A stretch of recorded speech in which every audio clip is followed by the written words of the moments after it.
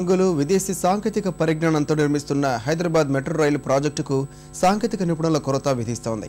ప్రస్తుతం దేశ విదేశాల్లో ఆధునిక మెట్రోల్లో వాడుతున్న థర్డ్ రైల్ సాంకేతిక పరిజ్ఞానాన్ని ఉపయోగించుకునేందుకు అవసరమైన నిపుణులు లేకపోవడంతో సాధారణ రైళ్లలాగానే విద్యుత్ తీగల ద్వారానే మన మెట్రో రైలు కూడా నడక సాగించక తప్పని పరిస్థితి నెలకొంది.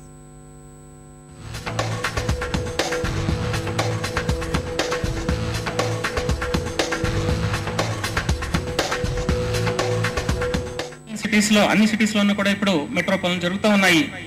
మిగిలిన సిటీస్ కంటే కూడా మనం లేటెస్ట్ గా వెళ్ళి ఢిల్లీ వరకు కంటే కూడా అడ్వాన్స్డ్ గా ఇప్పుడు ఒకటి సిబిటిసి టెక్నాలజీ అని చెప్పేసి communication based train control system, అంటే ఇంతవరకు ట్రెడిషనల్ సిగ్నల్స్ ద్వారా ట్రైన్స్ నడపడం జరిగేది రైల్వేస్ లో చూసుకుంటే, దానితో కంపేర్ చేసుకుంటే రైల్వేలతో కంపేర్ చేసుకుంటే ఈ మెట్రోలో అధునాతనమైన టెక్నాలజీ ఉంటుంది.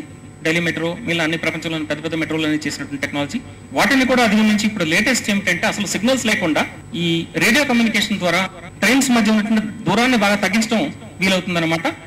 హైదరాబాద్ మెట్రో రైల్లో విదేశీ సాంకేతిక పరిజ్ఞానం వాడేస్తున్నామంటూ ఊదరగొడుతున్న అధికారుల మాటలు ఇవి. వీటిలో డొల్లతనం ఒక్కొక్కటిగా బయటపడుతోంది.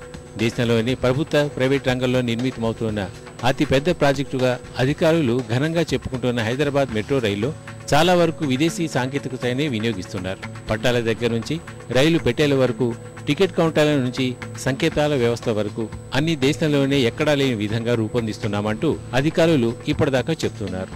కానీ ప్రస్తుతం ఢిల్లీ, బెంగళూరుతో పాటు విదేశాలను వాడుతున్న థర్డ్ రైల్ సాంకేతిక పరిజ్ఞానాన్ని వాడుకునేందుకు మాత్రం నిర్మాణదారు సంస్థ ఎల్ఎన్టీతో పాటు మెట్రో రైల్ అధికారులు ఇష్టపడటం లేదు. ఈ సాంకేతిక పరిజ్ఞానంలో సాధారణ రైల్ ట్రాక్లపై ఉండే విద్యుత్ తీగలు అసలు కనిపించవు. 2 పట్టాల మధ్య విద్యుత్ తీగల్ని ఏర్పాటు చేస్తారు. దీని ద్వారా దాదాపు 25% విద్యుత్ ఆదాతో పాటు రైళ్లలో వేగం కూడా మెరుగ్గా ఉంటుంది.